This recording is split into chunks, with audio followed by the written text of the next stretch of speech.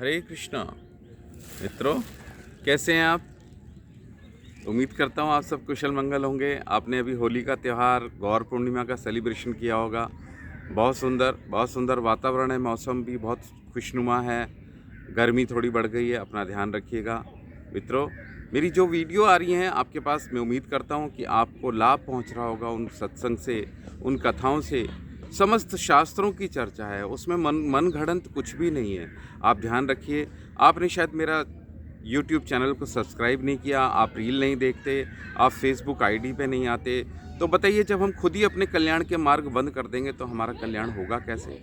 मनोधर्म से कल्याण ना कभी किसी का हुआ है, ना कभी होगा।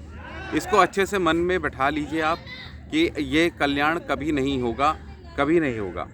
इसको आपको ध्यान रखना पड़ेगा कि आप अपने मनोधर्म से बाहर निकलकर और जीवन को जिए। मनोधर्म से बाहर निकलेंगे तो जीवन जिएंगे कैसे? उसका एकमात्र कारण है कि हमें शास्त्रों का संग करना पड़ेगा। शास्त्र कौन से? शास्त्र बहुत सारे हैं। मैंने एक जगह लिखा था फेसबुक पे कि शास्त्रों को भी हम विभाजित कर सकते हैं। 18 पुराण हैं। 18 पुराण को अगर विभाजित करें तो उसको तमोगुण, रजोगुण और सतोगुण में विभाजित किया जा सकता है। लेकिन श्रीमद् भागवतम महापुराण इन सब से सर्वोपरि भक्ति का, शुद्ध भक्ति का मार्ग बताने वाली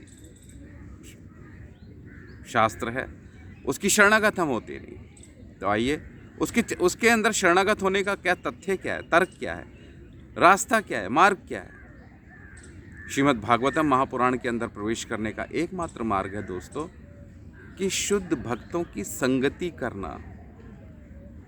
इस संसार में, इस सृष्टि के अंदर अगर कुछ भी चीज़ दुर्लभ है तो श्रीमद् भागवतम पुराण कहती है कि भगवान के शुद्ध भक्तों के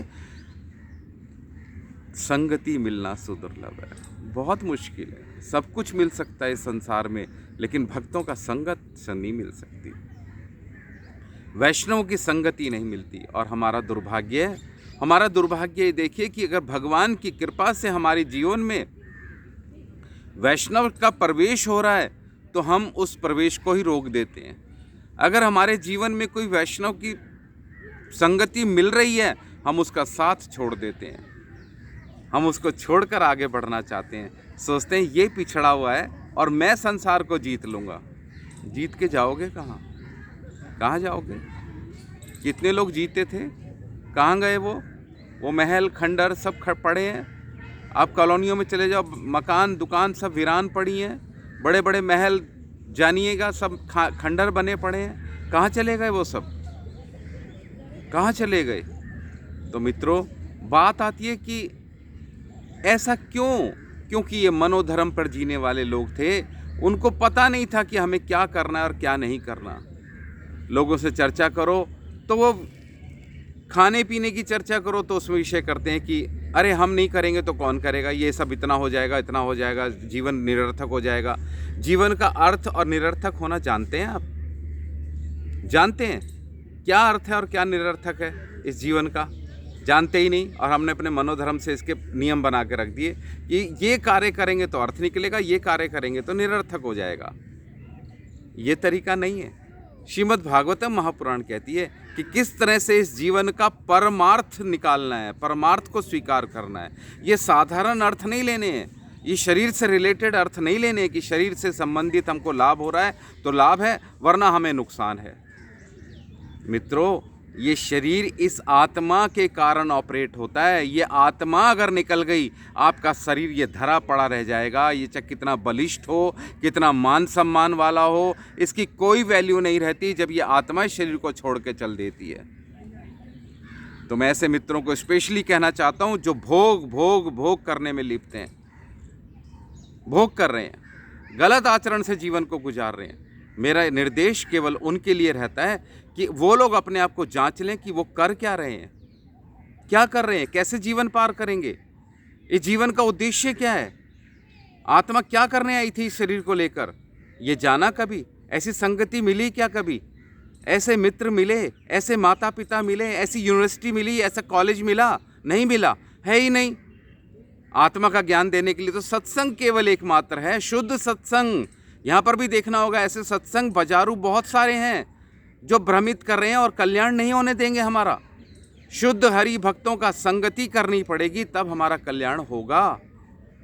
देखिए, हम मनोधर्म का पालन करते हैं। मेरे मन ने ऐसा कहा, मेरे उसने ऐसा कहा, मेरे दादा ने ऐसा कहा, मेरी दादी ने ऐसा करा, मेरे पूर्वजों ने ऐसा कहा, मेरा पड़ोसी ऐसा, हमने ये धर्म बना रखे हैं, ये धर्म। और भगवान ने ये वसुदेव कुटुंब का, वासुदेव का कुटुंब है, ये वासुदेव का परिवार है। वासुदेव ने नियम भी तो बना रखे हैं, हम उन नियमों का पालन कब करेंगे? किस जन्म की इंतज़ार है? ये दोबारा नहीं मिलने वाला। ये तो भगवान की कोई कृपा से हमें ये मनुष्य शरीर प्राप्त हुआ है। ये जानते हम जरूर हैं, लेकिन नियम हमारे अपने चलते हैं, मनोधर्म से हम जीवन गुजारना चाहते हैं। तो मित्रों, हमें वासुदेव की वाणी सुननी पड़ेगी। और कैसे सुननी पड़ेगी? जो हम जी रहे हैं ना, इसके विपरीत है वासुदेव की वाणी। तो जो हम लोग अपने शरीर को भोग करने में लगाए हुए, इसके विपरीत वासुदेव की वाणी है।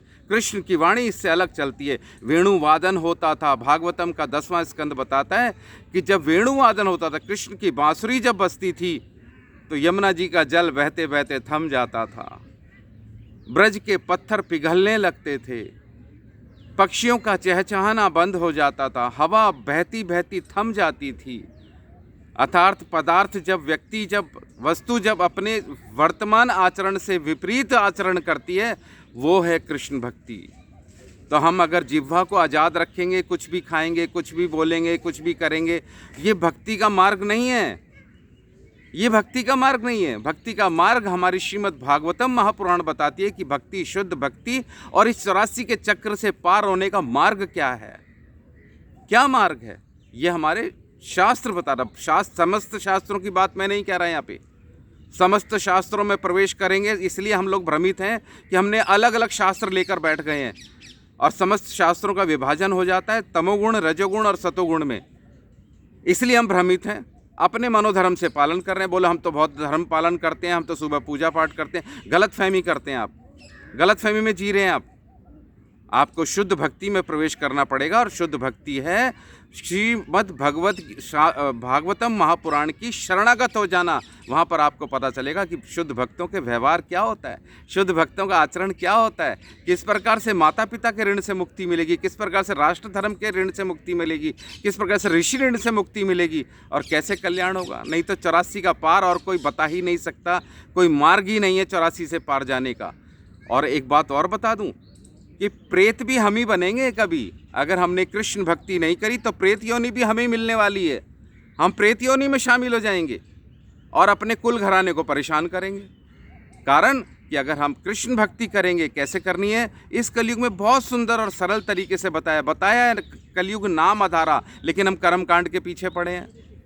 हम दुनिया भर के कर्मकांड का नियम ही नहीं है। स्कंद पुराण साफ इंकार करती है कि कलयुग, ये मनवंतर का कलयुग कर्म कांड का युग नहीं है। कलयुग केवल नाम आधारा, नाम, भगवान के नाम के साथ जुड़ जाएं।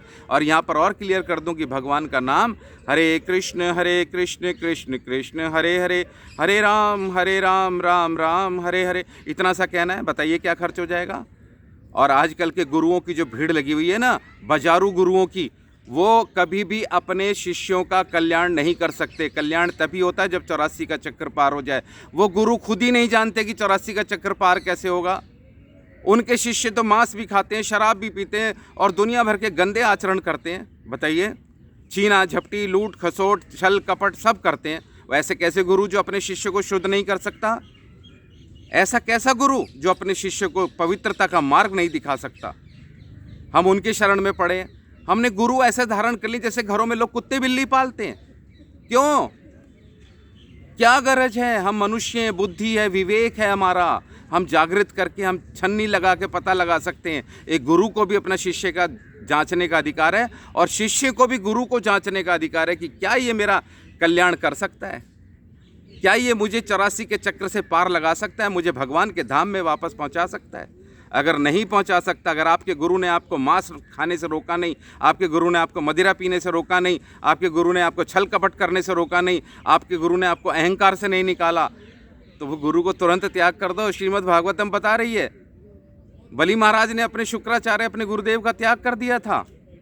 जब भगवान की शरणागत शुक्राचार्य ने जाने से रोका था, बलि महाराज ने त्याग कर दिया। बोला ऐसा गुरु ही नहीं चाहिए मुझे जो भगवान की शरणागत होने से रोके। तो मित्रों, अगली वीडियो में फिर मिलूँगा और आगे चर्चा करेंगे। तब तक आप महामंत्र करिए, हरे कृष्ण कृष्ण कृष्ण हरे हरे, हरे राम राम राम हरे हरे। हरि बोल, श्री राधे।